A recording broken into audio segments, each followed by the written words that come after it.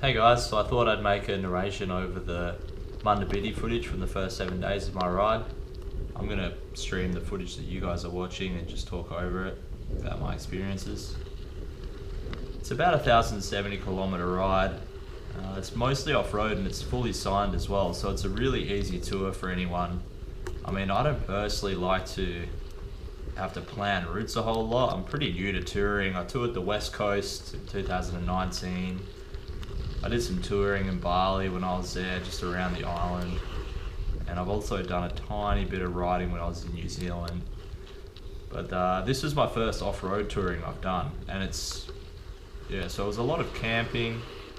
But the Mundabiddi, like I said, it's world class. All the huts have water tanks, they've got benches, they've got bunks that you can sleep on.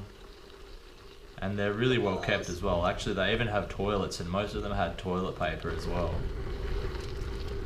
So it's pretty much considered glamping, really. I mean, there was only one night where I didn't actually stay in one of the huts. No, there was two actually. But it's not that hard to find somewhere just coming into town. I think I camped just at Collie in at the information bay there. And there was one other night in Northcliffe where I just camped just out of town in some barbecue area. That was in just at a tourist spot. But the first few days out of Mundaring, they were probably the most intense. I would say from Mundaring to Dwelling Up, like that's where you're going to be doing a lot of climbing. The route's kind of through the scarp there, and it's up and down on repeat. I was just looking at my Strava before, and it's about probably, I think the first 60 kilometers I did over 1,000 meters of elevation, and then the next day I did about 80 kilometers and it was over 1,000 again. So, you know, I mean, it's nothing too crazy for a seasoned cyclist, but for myself, I'd never really done much off-road riding, so for me it was definitely a bit of a shock. Most of my touring's been on road where the grades are quite smooth, you know, obviously like sort of a smooth percentage up, smooth percentage down.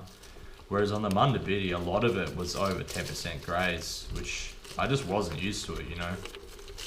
So like, it was pretty taxing physically and also mentally, but like I said, after Dwelling Up, it really starts to even out a little bit more. Well, south of Dwelling Up anyway.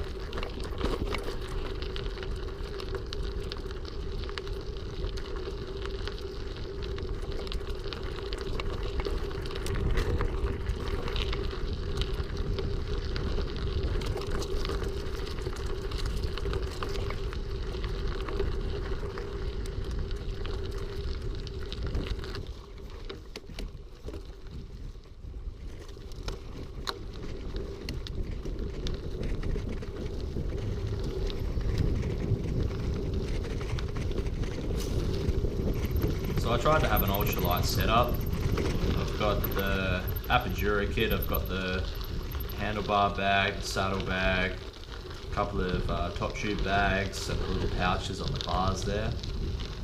I think I did weigh the bike before I left, and I think it was about 25 kilos. That's the bike with the bags fully loaded, but that was with food, I believe. Oh, actually, it might have been without food. So say around 25 to 28 kilos was like the total weight with food. I tend to carry food for 1 to 2 days. There's only a few sections where you really have to actually have food for more than a day, because pretty much every day you go through a town. Actually, Dwelling Up's one of the places where I had to stock up for a couple of days, because south of Dwelling Up there's 2 huts before you get to the next town, which is Collie. That was one thing that kind of sucked about doing this tour ultra light, is that because I didn't have the space for the extra bags, I had to buy food in a lot of the small towns, which is good for the local business, but not so good for your wallet. I mean, it probably cost me probably 5 times as much to buy the food that I did in Dwelling Up that it would have if I bought it at Coles or Woolworths, which, you know, is okay if you're only touring for 2 weeks, but if you can't, it's not really sustainable long term. I prefer to try and travel cheap as well, but whatever, it wasn't too fussed this time. You can see on the front of the bike right now, I've got the sucker tires. That was actually really annoying. You can hear them shaking. I just sort of would buy stuff like that just to have as snacks, because like I was always hungry between meals. But that was the worst spot to mount them, because the whole time they were rattling.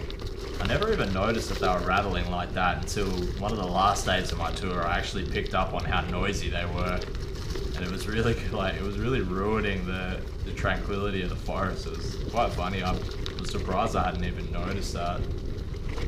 But you can see I'm just cruising here. I mean, it was always nice to have some of the smoother gradients. You go along the railway lines and stuff like that. I should say the old railway lines, are all gone now. And you can always tell because the grades are so smooth, there's no sharp turns. A bit rough through there. Yeah, it's always a blessing when you get to those, especially when you've been doing like dealing with pea gravel or dealing with the really sharp up and down grades.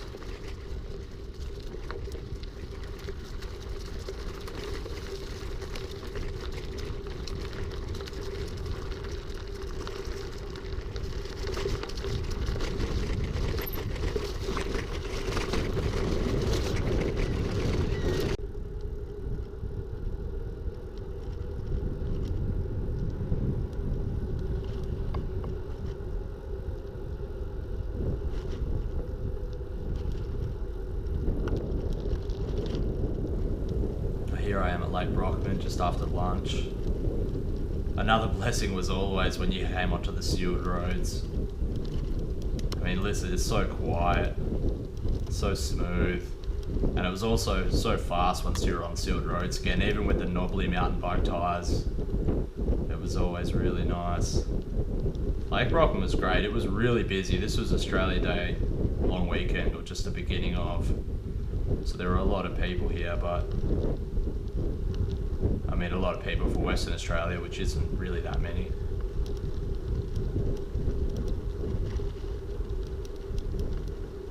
You can see on the front of my bars there on the right, that yellow pouch thing, that's a PLB, personal locator beacon. So I've done this in summer, which is, you know, snake season, fire season. It's hot. I think one of the days I rode was it was at least 40 degrees Celsius. So basically with that, I can, if I'm ever in trouble, I can just press the button on it, the emergency button, and it'll send my GPS location to the maritime service. So better to be safe than sorry. I did travel with a snake bandage. Again, like snake season, so I actually didn't see one snake on the whole tour. I was really surprised.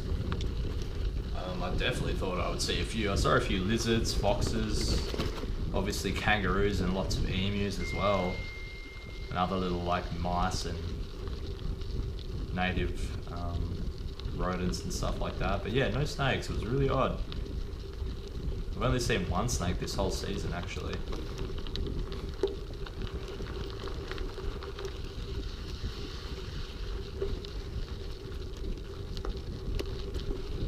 You can see the phone's mounted on the bars there, on the stem I should say. I've got it mounted with the quad lock, which worked really well. You've got to cable tie the quad lock mount to your stem though, because otherwise, as you can already sort of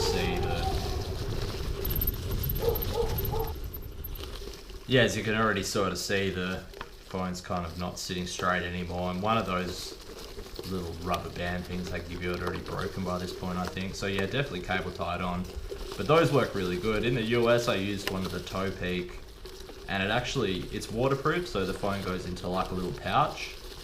But I found that my phone would always overheat, and also it really sucked at taking photos because you always had to take the phone out of the pouch. And you always need to charge your phone while you're riding like this, and with the pouch I had to cut a little hole in it so I could actually charge it. So yeah, it was kind of annoying. I definitely recommend a quad lock though. I've had really good experience with it.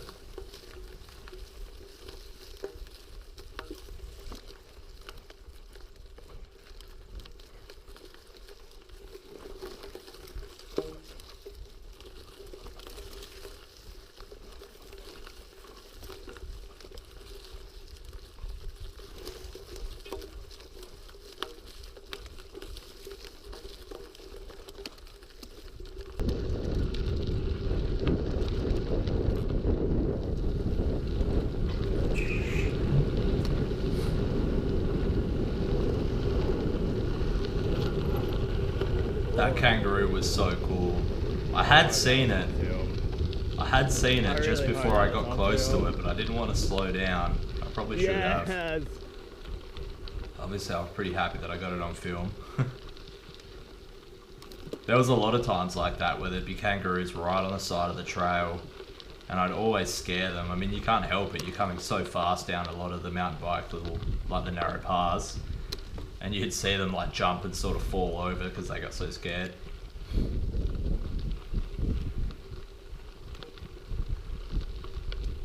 All my gear worked out pretty well. One issue that I had was I have 2 battery packs, and each of them would charge my phone about 3 times. Then I had things like my GPS to charge, the GoPro.